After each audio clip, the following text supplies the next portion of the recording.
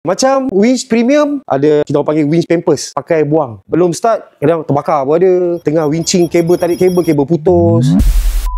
Kenapa kita perlu gunakan winch premium berbanding winch yang murah berada di pasaran? Kali ni aku cerita pasal safety pula. So, pertama, kita mesti ambil kira pasal quality. Kita kena ambil kira pasal capacity rating dia. Dan kita kena kira pasal brake system dia. Kita kena kira pasal safe practice dan risiko. Okey, bila kita bercakap pasal quality winch, so dekat market ataupun dekat pasaran, kita ada banyak jenis. Ada yang premium, ada yang tak premium, ada yang X brand. Kita panggil dia apa? Cap palang brand.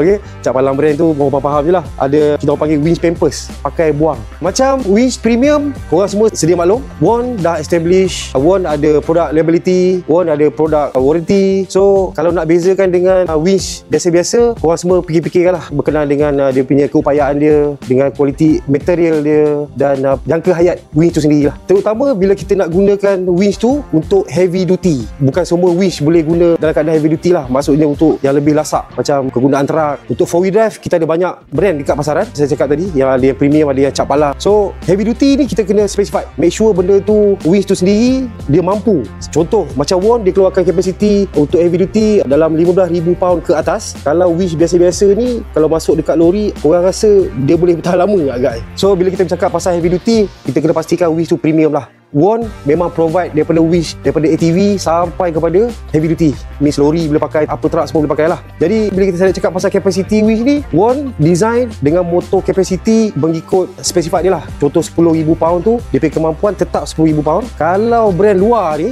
capacity 10,000 pound tu, adakah dia boleh tarik untuk 10,000 pound? Korang rasa macam mana agak?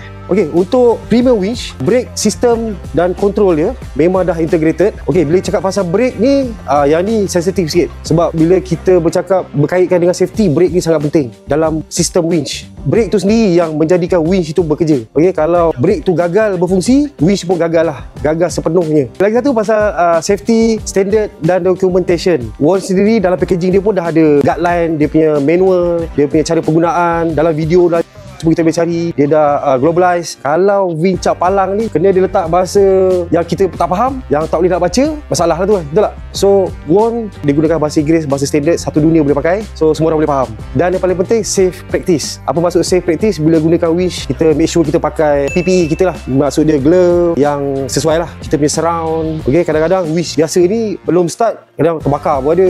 Tengah winching kabel, tarik kabel putus. So benda tu kena alert. Kalau winch premium, kita ada warranty liability. So Won sendiri dah test, dah R&D semua, so tak ada masalah. Okay, sebab tu jangan risau. Itulah serba sedikit aku boleh bagi tahu. Jadi ada risiko antara premium winch dengan winch biasa. So kalau winch biasa tu mungkin dia punya housing pecah, kabel putus.